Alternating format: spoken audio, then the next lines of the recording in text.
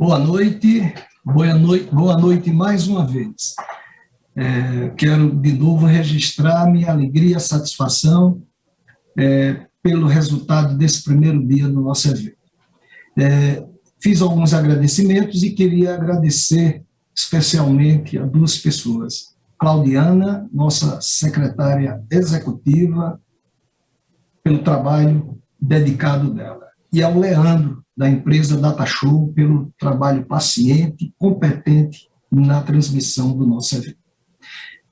Vamos ao último evento, a última atividade do primeiro dia, e vai ser a palestra Diagnóstico e Acompanhamento da Hipertensão Arterial em Pacientes Diabéticos. Para isso, convidamos o Dr. Aldis Feitosa, de Pernambuco, de Recife, que é fellow do ESC, da Sociedade Europeia de Cardio. Ele também é presidente do nosso querido Departamento de Hipertensão Arterial da SBC. Um trabalho brilhante, muito ativo, muito produtivo. Também é participante do grupo que, no Brasil, mais publica no campo da hipertensão, que mais atividade tem nesse campo. E eu queria fazer uma referência especial, Alves. Você, amigo, é um líder que é inclusivo. Veja na tua gestão quantas pessoas você trouxe para o departamento e para trabalhar no departamento. É uma satisfação. Com você, a palavra. Spinelli, eu só tenho a agradecer as suas palavras, não sou nem merecedor de metade delas. A gente só fez tentar juntar pessoas que são melhores do que a gente, né? Assim, minha mãe sempre disse, né? Se junte a quem é melhor do que você, para poder ver se você pelo menos fica perto deles. É tanto que Spinelli, né, a Revista Brasileira de Hipertensão, a gente fez 3 anos em 2, né, Spinelli? 3 anos. O ano passado foram 8 edições, que eram para ser 4, né? Então atualizamos. Né, saiu agora recentemente a diretriz na Revista Brasileira de Hipertensão. Então o Spinelli, ele é editor associado da revista e está fazendo um trabalho extraordinário. Então a hipertensão, né, do Brasil, do Nordeste e Rio Grande do Norte está de parabéns, né, com o Spinelli, com tudo que ele tem feito aí. E também o Spinelli participou, né, da diretriz, e eu estou atualizando esse tema de hipertensão no diabético, que é bem interessante, falar do diagnóstico até o acompanhamento. Sim, parabéns a esse grande evento, né, o terceiro Metabolic RN, né, que vocês capitaneam aí, que é um evento realmente fantástico e consegue colocar tantas pessoas, né, até pessoas de outros estados me falaram, né, que estão assistindo vocês. Então, hoje, né, através do evento virtual, a gente consegue levar muito mais lugares, né? Não tem que se deslocar até a capital, né, do Rio Grande do Norte, para assistir um evento tão renomado como o Metabolic RN. Essa também é a declaração de conflito de interesse. Certamente não vai interferir em nada na minha apresentação. A gente percebe a concomitância, né, de hipertensão e diabetes. Observe, de acordo com o critério utilizado, ela vai oscilar entre 66% e 77%. Então, hipertensão e diabetes andam juntos. Né? E eu digo que não tem cardiologista para tratar hipertensão, como também não tem endocrinologista para tratar diabetes. Então, são duas doenças crônicas e muito prevalentes que o clínico, o médico da saúde da família, que vai ter que abordar. E o tratamento da hipertensão e da diabetes leva a quê? A diminuição da mortalidade por todas as causas, a redução de eventos micro e macrovasculares, a diminuição de doença arterial coronária, a diminuição de doença arterial renal, a diminuição de retinopatia por diabetes e albuminúria. Então, a gente já viu que a importância de tratar a hipertensão e a diabetes. Quando a gente está avaliando um paciente hipertenso, nós temos que estratificá-lo, diagnosticar corretamente, estratificar a hipertensão, e temos 2 buscas incessantes, que é a lesão de algum alvo e as doenças associadas. E a diabetes tem um destaque especial nas doenças associadas, como a gente viu, pela sua alta prevalência. Por exemplo, no exame clínico, a gente destaca que a hipotensão ortostática ela é frequente em algumas situações. Nos idosos, nos pacientes com autonomia, nos pacientes que utilizam mais de 3 medicamentos e nos diabéticos. Então, veja, na nossa clínica, a gente deve avaliar a pressão do paciente sentado e em pé nos diabéticos, porque eles vão ter mais hipotensão ortostática. E essa medida é feita no terceiro minuto que o paciente está em pé, imóvel, e se essa diferença for maior do que 20 minutos na sistólica ou 10 na diastólica, você dá o diagnóstico de hipotensão ortostática. Então, a medida da pressão do consultório é a medida fundamental para o diagnóstico, mas por muitas vezes ela é feita de uma maneira inadequada. Então, a gente tem que tomar muitos cuidados. Observe que para medir a pressão corretamente são 12 etapas. E essa diretriz, ela faz uma recomendação que a gente pode debater mais na frente, que ela dá uma preferência ao aparelho oscilométrico do que ao auscultatório. Isso é uma quebra de paradigma, mas nós não fomos pioneiros em diretrizes. Em 2017, a diretriz canadense já abordou esse tema, colocando a medida com aparelho oscilométrico sendo preferível ao auscultatório. Observe, quando eu faço a medida com aparelho oscilométrico, eu faço apenas 4 etapas da medida da pressão arterial, que é colocar o paciente e a braçadeira na posição correta. Enquanto quando eu fazer a medida auscultatória, eu tenho mais 8 etapas e com isso uma maior chance de erro. Nós temos também a medida desacompanhada da pressão arterial no consultório, que vem de uma derivação do estudo SPRINT, onde o paciente faz a medida sem a companhia de nenhum médico nem profissional da área de saúde no ambiente isolado. Então, essa medida é uma medida mais fidedigna, você elimina um pouco o efeito do avental branco e tem melhor correlação com desfecho cardiovascular. Mas é uma medida que não dá para ser utilizada hoje em dia na prática clínica, devido à sua dificuldade e à necessidade de equipamentos especiais. A classificação mudou. Né? A classificação, o primeiro ponto é que esses valores que nós utilizamos são arbitrários, mas ele é considerado hipertenso a partir de 140 por 90 milímetros de mercúrio. Você deve fazer medidas repetidas, mas para você ter uma medida mais assertiva, um diagnóstico mais adequado, você deve fazer medidas fora do consultório, que é a MAPA ou a MRPA. E a classificação vem com uma grande novidade, que é a pré-hipertensão. Observem que a pré-hipertensão antes ia de 120 a 139 na sistólica e de 80 a 89 na diastólica. E nós sabemos que o paciente não pode, um paciente com 120 ou 139 ele não é o mesmo. Até em relação a desfecho, a mortalidade, a chance de se tornar hipertenso não é igual. É tanto que na diretriz europeia é colocado como normal e normal alta. Então, nós aqui no Brasil preferimos adotar normal e pré-hipertensão, porque vamos dizer assim, na linguística vai muito confuso. É normal alta, ela é normal e alta. Então, na diretriz europeia, ela coloca o termo normal alta. Nós preferimos manter o termo pré-hipertensão, que nós já utilizávamos, só que restringimos a esses 10 milímetros na sistólica e 5 na diastólica. E criamos, assim, a pressão normal, que é de 120 a 129, a semelhança da diretriz europeia. Quando a gente vai avaliar a pressão fora do consultório, nós temos grande vantagem em relação à pressão do consultório, como o maior número de medidas obtidas, ela reflete as atividades habituais do paciente, ela vai identificar hipertensão do avental branco e hipertensão mascarada, você vai ter um maior engajamento dos pacientes no diagnóstico e no segmento. Então, essas 4 características que eu falei para vocês são do MAPA e da MRPA, mas nós podemos separar a MAPA e a MRPA em características específicas, que seriam quais? A MAPA, ela tem leituras noturnas, ela permite medidas em condições de vida real. Então, por exemplo, o paciente, se ele é um professor dando aula, ele é médico fazendo uma cirurgia, você vai poder avaliar a pressão durante a atividade dele, durante o trabalho, por exemplo.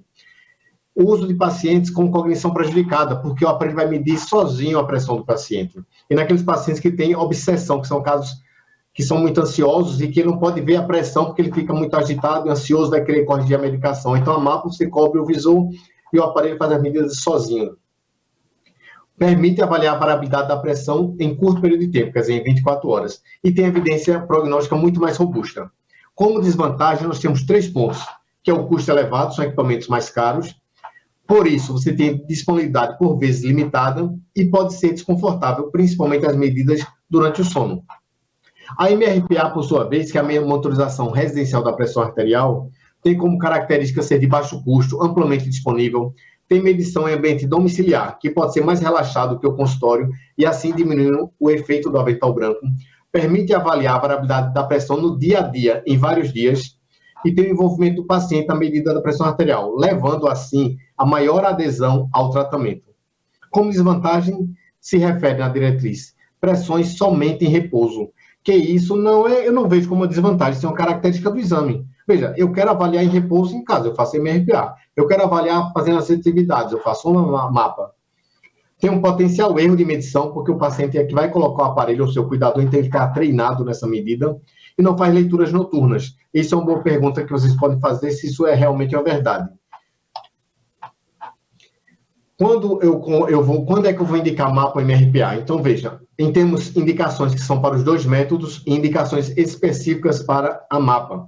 Então, eu vou fazer mapa ou MRPA quando eu quero diagnosticar hipertensão e quando eu quero avaliar o avental branco ou a hipertensão mascarada. Reforçando que ela é mais comum naqueles pacientes limítrofes, quer dizer, avental branco é mais comum no estágio 1 e o avental branco é mais comum no pré-hipertenso. Confirmar o diagnóstico de hipertensão resistente, esse é obrigatório. Para você definir que ele é resistente, que ele toma 3 medicações, por exemplo, e não tem a pressão controlada no consultório, tem que fazer a mapa. Em torno de 38% dos pacientes têm pressão normal já em casa. A avaliação do controle da hipertensão, especialmente em pacientes de alto risco cardiovascular. Em indivíduos com resposta exacerbada à pressão no exercício, lembrando que teste ergométrico não é o meio de diagnóstico de hipertensão, a presença de grande variabilidade da pressão no consultório e a avaliação de sintomas sugestivos de hipotensão durante o tratamento. Mas, nas indicações específicas para mapa, a diabetes ganha grande destaque, porque o diabético ele tem mais autonomia, ele tem mais hipertensão noturna, ele tem mais hipertensão do avental branco, hipertensão mascarada. Assim, dependendo da situação do diabético, principalmente se ele é mais grave, insulina dependente, ele deve fazer a mapa, que teria melhor indicação neste caso. A AMPA se difundiu muito no último ano, até devido à pandemia. Na AMPA, que não deve ser confundida com MAPA nem com MRPA, a gente faz medidas em casa com o equipamento do paciente. Essa é a grande característica. Então, hoje, que a gente está no meio de uma pandemia, que os pacientes evitam em nosso consultório, nós devemos estimular a AMPA, que é o aumento da pressão arterial, onde ele vai utilizar equipamentos que ele usa. A gente vai preferir equipamentos de braço, mas se ele tiver de punho, vai utilizar o de punho mesmo. Então, AMPA é diferente de MAPA e de MRPA.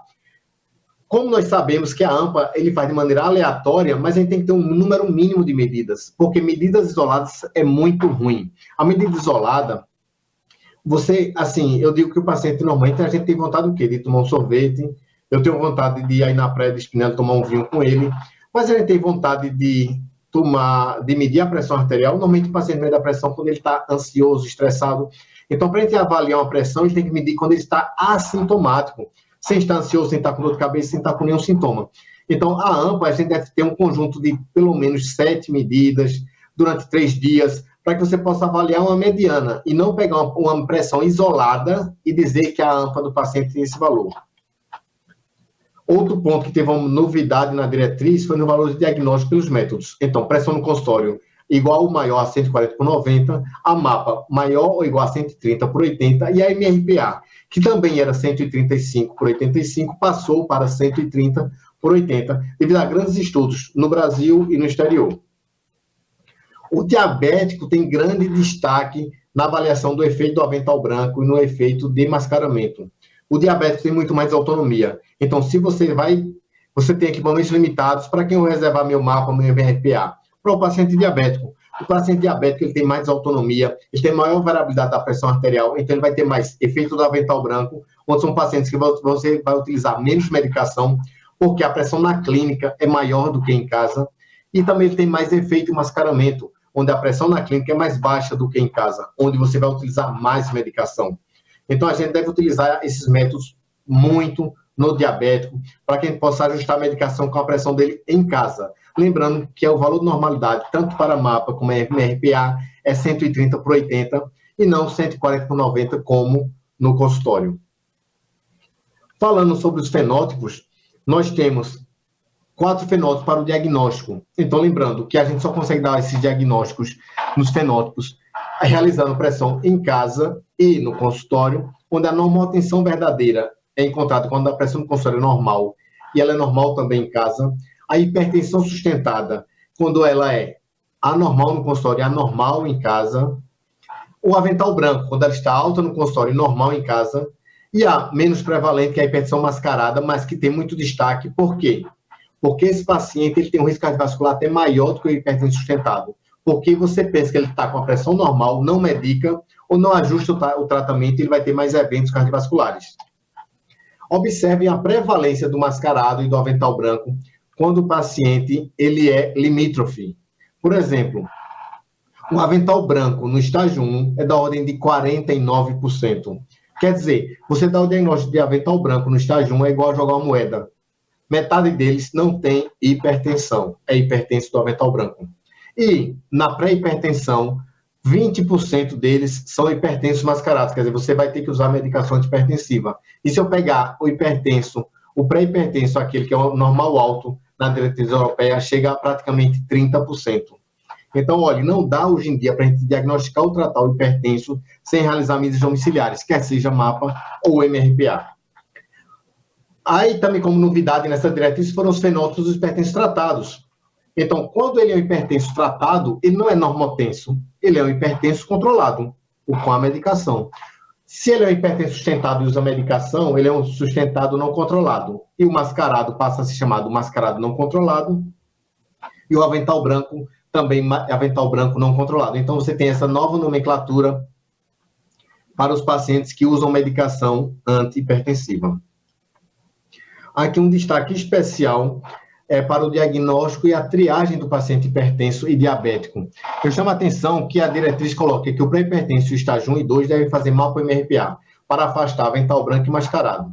Mas observem, a meta do diabético é abaixo de 130/80, porque ele é de alto risco cardiovascular. Então, não vai ser tão comum que um estágio 2 e até um estágio 1 não seja hipertenso no diabético, você não vai ter que fazer medicação. Então, eu reservaria mais o exame para o pré-hipertenso. Porque nessa situação, se ele tiver avental branco, ele vai ter uma pressão normal em casa e não vai ser necessário medicação antihipertensiva. Mas o estágio 1 e estágio 2 no diabético, você já pode ser um pouco mais agressivo no início do tratamento. Fica esta dica. Essa aqui é a mensagem da diretriz deste capítulo diagnóstico, mas a gente reforça que a pressão no consultório, fora do consultório, quer seja MAPA ou MRPA, é especificamente recomendado para várias indicações clínicas, principalmente para identificar avental branco e mascarado, que nessa situação o diabético tem mais do que as outras populações, e também para avaliar a hipotensão sintomática, que o diabético também tem mais. Então vejam como a medida fora do consultório tem um destaque na hipertensão e principalmente no hipertenso diabético. Quando eu vou estratificar o risco do paciente, observe aqui essa tabela de risco cardiovascular, o diabético ou pré-diabético tem destaque para você ter uma gravidade do paciente hipertenso.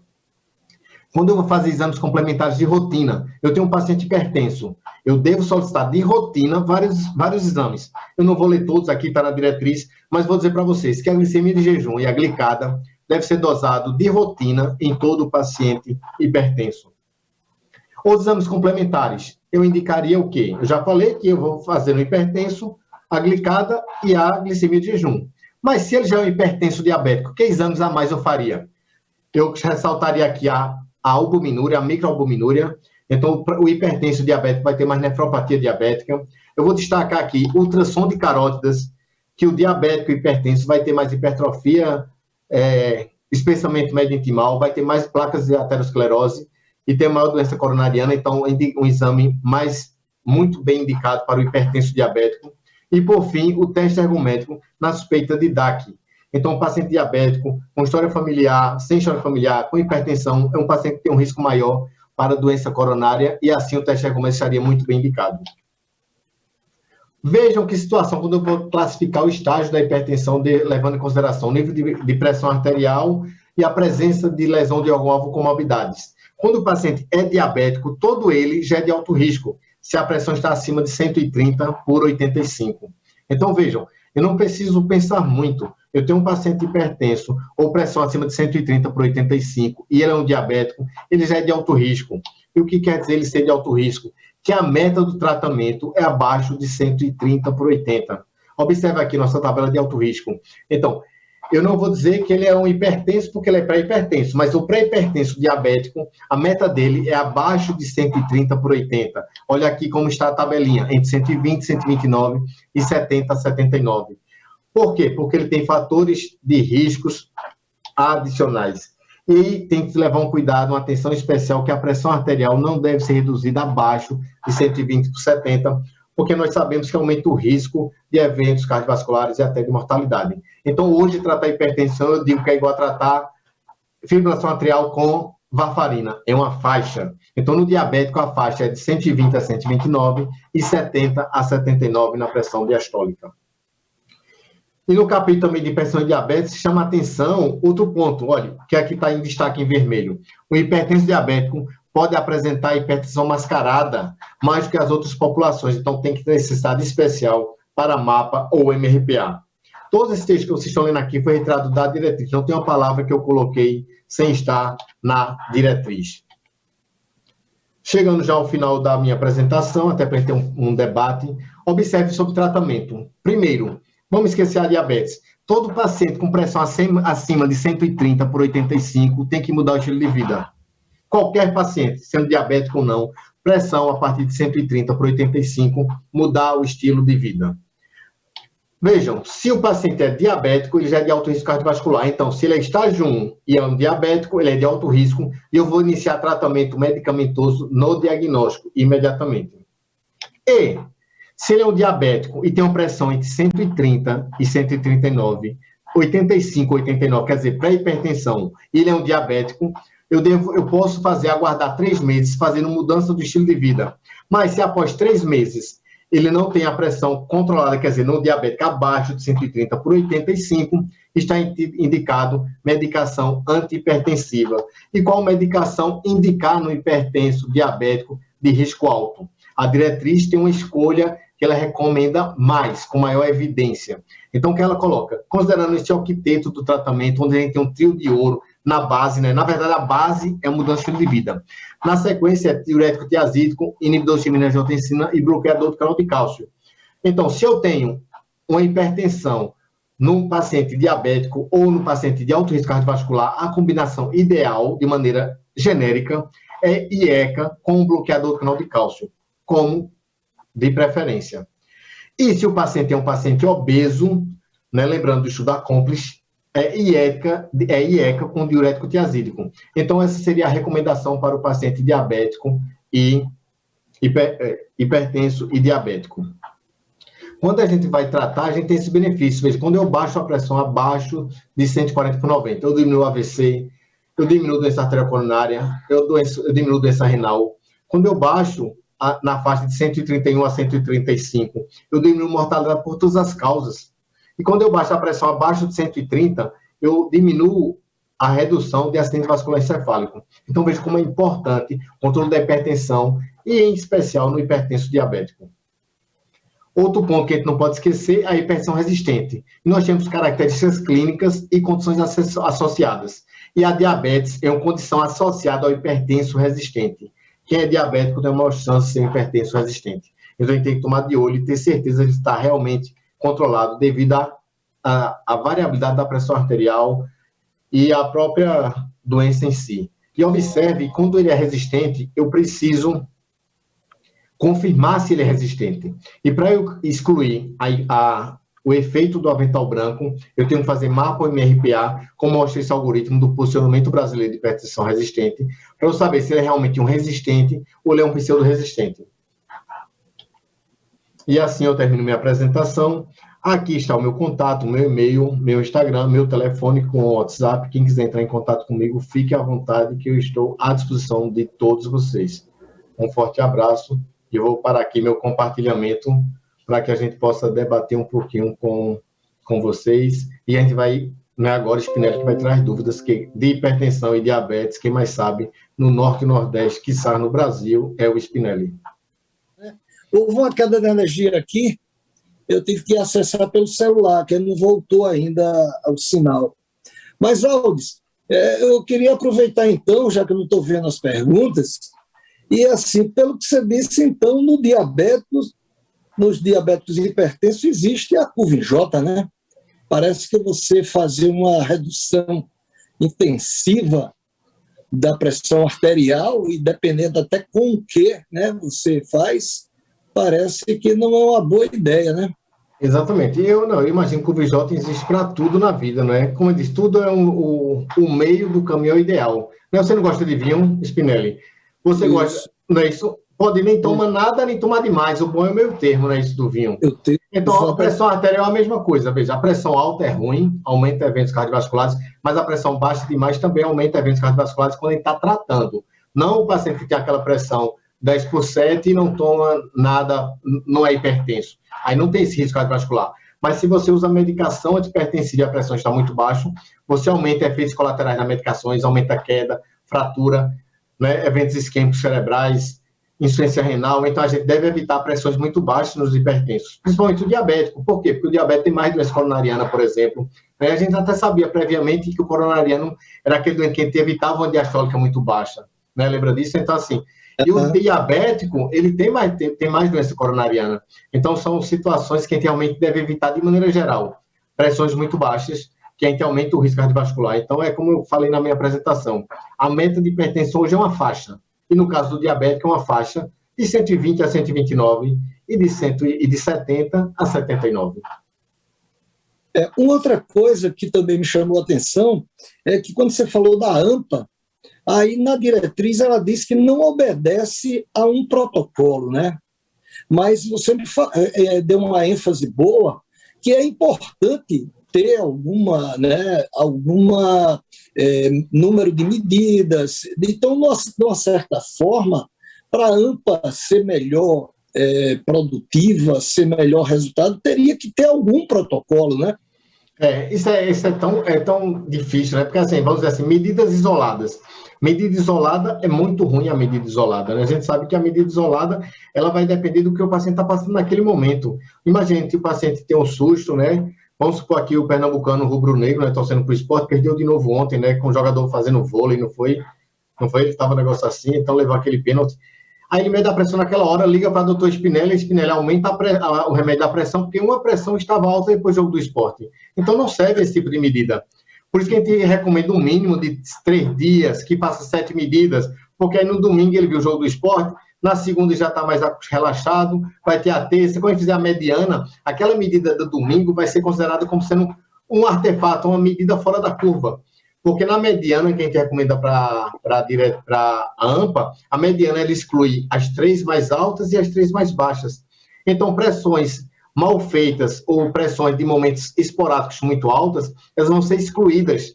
Ela não vai interferir na média. Por isso que também na AMPA a gente utiliza mediana e não média. Né? Que a mediana seria isso, excluir as 3 mais altas e excluir as 3 mais baixas e deixar a 4ª medida. E a questão da MRPA, quando você falou essa questão de investigar melhor a desautonomia no hipertenso diabético, o AMRPA, que permite um número maior de dias de medidas, né?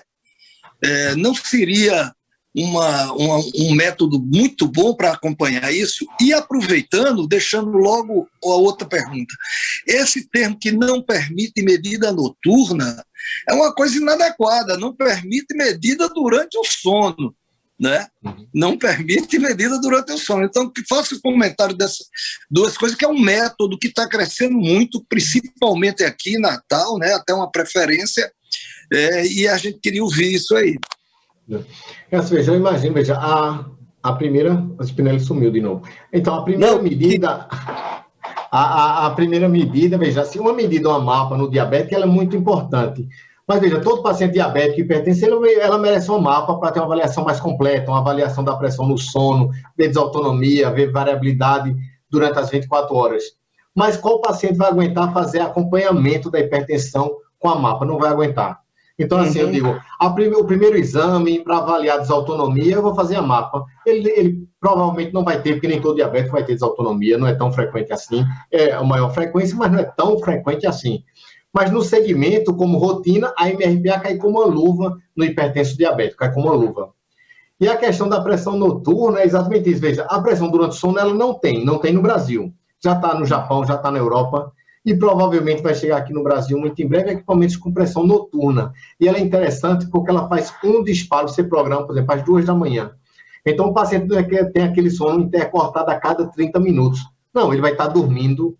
Às 2 da manhã vai ter um disparo da pressão arterial. Então, veja, durante os 5 dias, ele vai dar lá uma pressão durante o sono, pá, dispara, faz uma medida, não atrapalha tanto o sono dele, e você vai ter uma pressão verdadeira e do sono.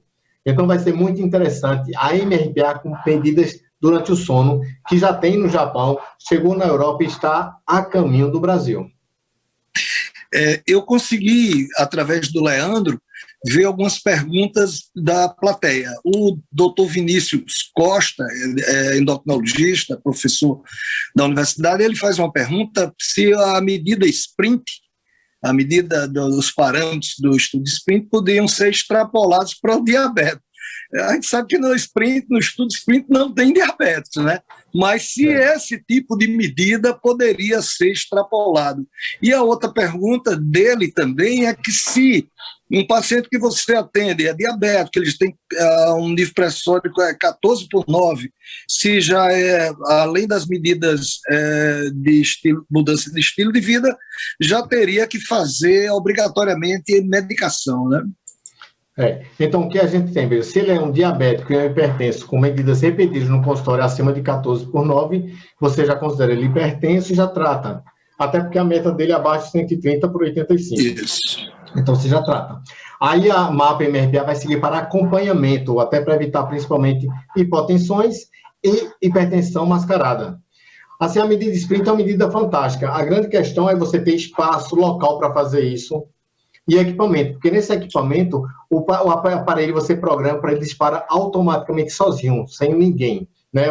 O técnico vai lá, aperta o botão, sai, após 5 minutos de repouso, ele vai lá e faz o disparo da pressão arterial do paciente. Então, imagine colocar isso na nossa prática clínica, do nosso consultório, e pior ainda, no ambulatório do SUS, que tem aquela fila de consultórios, de ambulatórios, milhares de pacientes para atender, e você deixar o paciente 10 minutos sentado, fazendo medidas da pressão arterial. Como se fosse uma sala de eletro, ele sozinho, desacompanhado.